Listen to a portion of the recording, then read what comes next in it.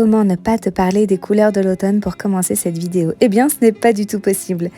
Écoute, j'ai commencé cette semaine par une grande balade dans les feuilles mortes, aussi en prenant soin de mon animal préféré, ma belle Mara, ma vieille Minette, qui ronronne sur son banc au soleil. Et puis à nouveau une autre balade à l'autre bout de mon village pour profiter, avant la pluie, avant trop de froid, d'un paysage qu'on pourrait presque qualifier de canadien.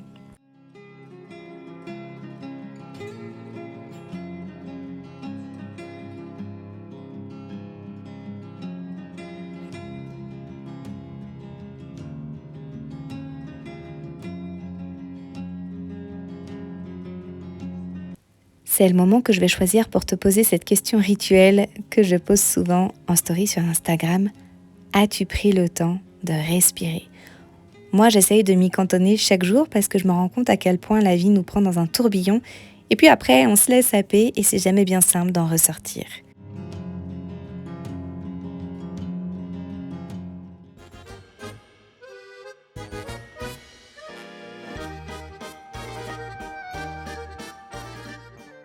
On en était à causer de tourbillons, ça tombe bien, je t'emmène avec moi pour 3 jours à Paris, un séjour parisien au top du top, j'ai hâte de te raconter tout ça.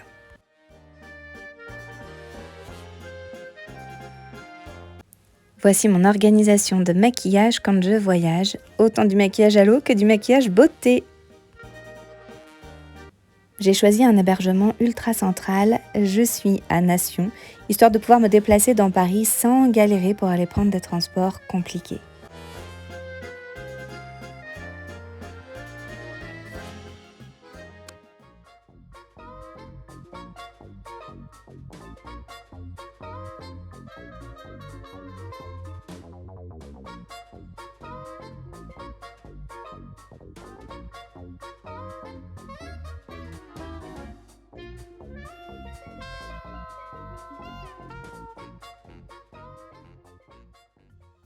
À chacun de mes passages à Paris, je rends une visite au magasin Paris-Berlin, dans le quartier pas très loin de Bastille, parce que je peux découvrir tout un tas de nouveaux produits ou de produits que je n'ai pas l'habitude d'utiliser. Et puis aussi, c'est là où j'achète tous mes contenants, notamment mes boîtes vides pour faire mes mélanges de couleurs qui seront toujours sur mon stand.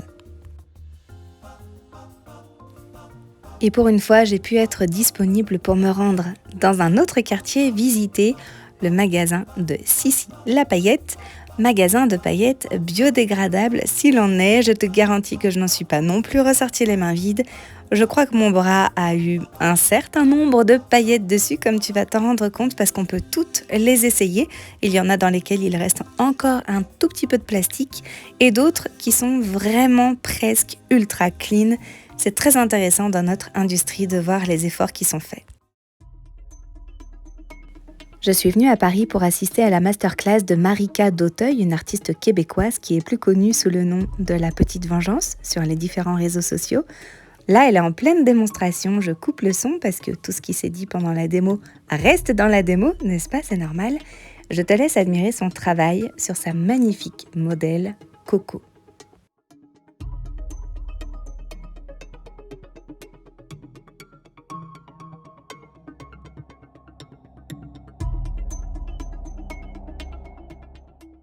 Après la pause déjeuner, c'était à notre tour de jouer et de maquiller. Nous avions 2h30 de pratique pour réaliser un look qui nous faisait envie. Alors on pouvait soit s'inspirer d'un des maquillages de Marika, soit s'inspirer de sa démo du matin, soit également s'inspirer d'un de 4 moodboards qu'elle nous avait envoyés en amont. Pour ma part, j'en ai choisi un, mais j'ai surtout choisi, premièrement, de m'auto-maquiller, je n'avais pas envie de prendre un modèle. Deuxièmement, de tester tout un tas de produits et de textures que je n'ai pas l'habitude d'avoir sous la main.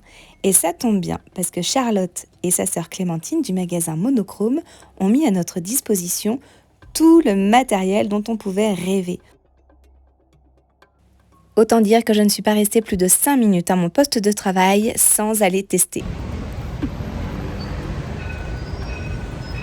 Go prendre le métro!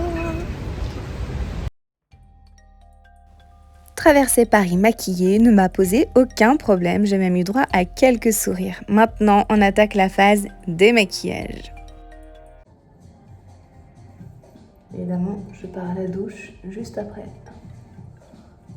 Est-ce que je peux réussir à enlever là? C'est toujours ça de prix. Et tu vois l'état de la lingette. Ah oui, ça, je me suis mis dans les oreilles. Hop. Souvent, c'est ce qu'on me dit dans mon métier. On me demande c'est pas embêtant de tout enlever. Bah ouais, ça fait partie du jeu, quoi. En plus, tu vois, je te le montre là. C'est quand même cool en termes de démaquillage. Grâce aux lingettes.